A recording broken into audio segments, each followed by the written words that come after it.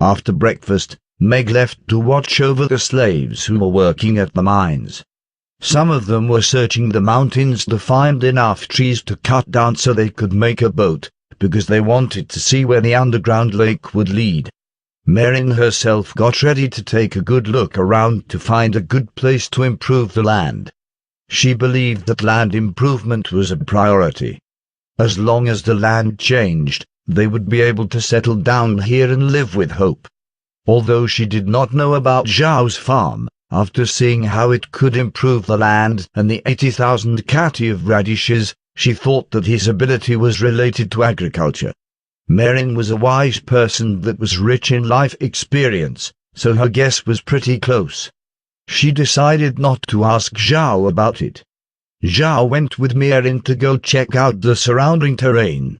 It was natural for Blockhead and Rockhead to follow behind Zhao, but this time Zhao only took Blockhead with him, while he sent Rockhead to help Meg look after the slaves. Meg shouldn't be alone while watching over 100 slaves. With Blockhead following them, Zhao and Merrin walked along the foot of the mountain. Merrin, being older and a midge, had a weak body. But Zhao was also the same. The two didn't walk up the mountain because they were afraid that it would only tire themselves out until they couldn't move. This was Merrin's and Zhao's first time walking so far from the castle.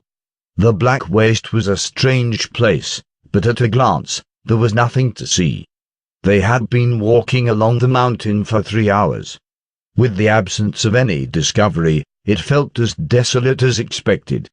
The black soil was still black. The barren land was still barren. After looking around, Zhao turned to Merrin and said, "Grandma Merrin, let's take a rest. This is too tiring." Merrin was also tired, since she was a midge and not a warrior. Her body was only strong enough to do some housework. They found 2 stones and casually sat down. Seeing the two sitting down, Blockhead ran towards them and went to Zhao's side. "Master, you rest here. I go look." Zhao nodded. "Okay, you go, but take care of yourself and be careful." With a cry, Blockhead turned and ran up the mountain. From his appearance, he didn't look tired at all. Merrin, while sitting on a rock, stared out at the large expanse of black land, and gave a long sigh. "When we first heard that the Empire was exiling us here, we were really desperate. Everyone knows that the Black Waste was a place of death. Nothing lasts long here. And it was right next to the Carrion Swamp. Once we were exiled, we couldn't do anything. We had no choice but to die out here." Having said that, Merrin lowered her head, her eyes revealing her memories. When Green heard the news, he immediately exchanged all of the clan's money for some supplies. He wanted us to try to last for a few years. He believed that if we could just last a few years, we would be able to think of some way to make money.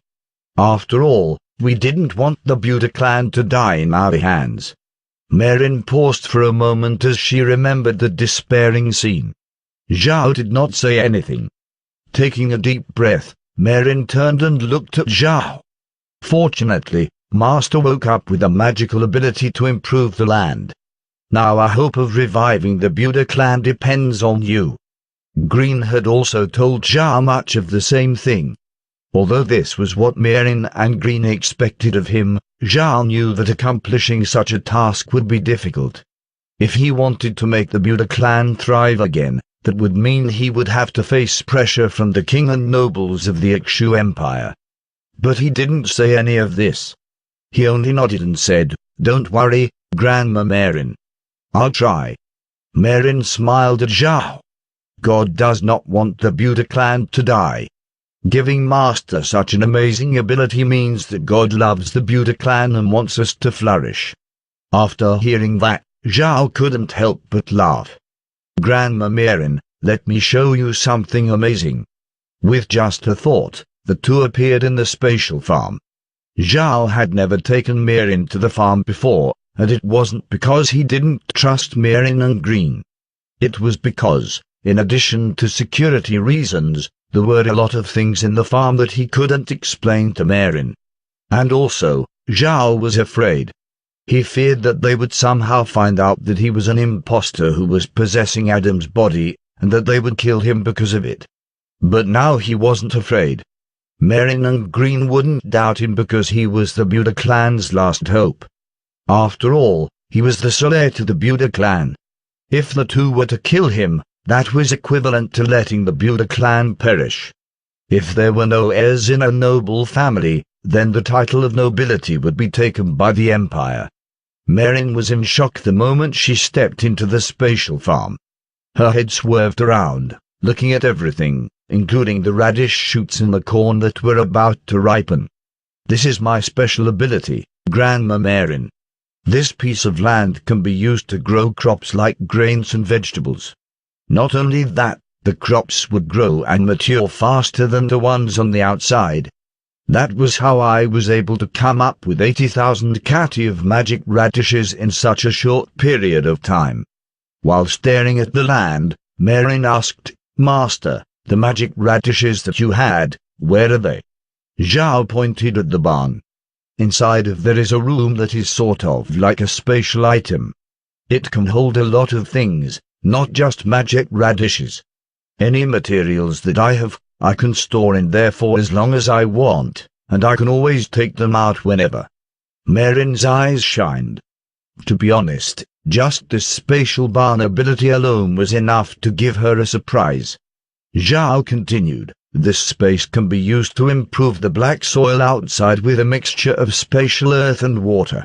He then walked towards the corn. "And this is a new crop that I planted. It's called corn. Once it matures, it will produce a ton of seeds, enough to plant acres and acres of land. But to be honest, I don't know if this space can produce seeds from these corn. I'm still testing it. And also, the corn stalks could be used as firewood. This is definitely the most suitable plant we need to grow." Marin looked at the patch of corn, her eyes shining, understanding what Zhao said. As long as the corn ripened, it could solve all of their food problems and give them firewood to use. Once we find a suitable location, we'll first transform 1,000 acres of land and plant the corn. And when the corn is ripe, we do not have to worry about food and heating for our home. Also, we can sell magic radishes to make some money. With this, little by little, our Buda clan will develop and grow." Marin turned to Zhao. "Master, you must not tell anyone about this. How many people know about it?" "Only Blockhead, Rockhead, and you know about this space." Zhao shook his head. "I haven't showed it to Grandpa Green and Meg yet." Marin nodded. "There are only a few people we can completely trust. If this gets out and people know about it, young master will be in danger. Don't worry, Grandma Marin. I will not talk about it with others. We should leave now. Once Blockhead comes back, he will feel anxious when he can't find us." With a thought, both of them were back on the foot of the mountain.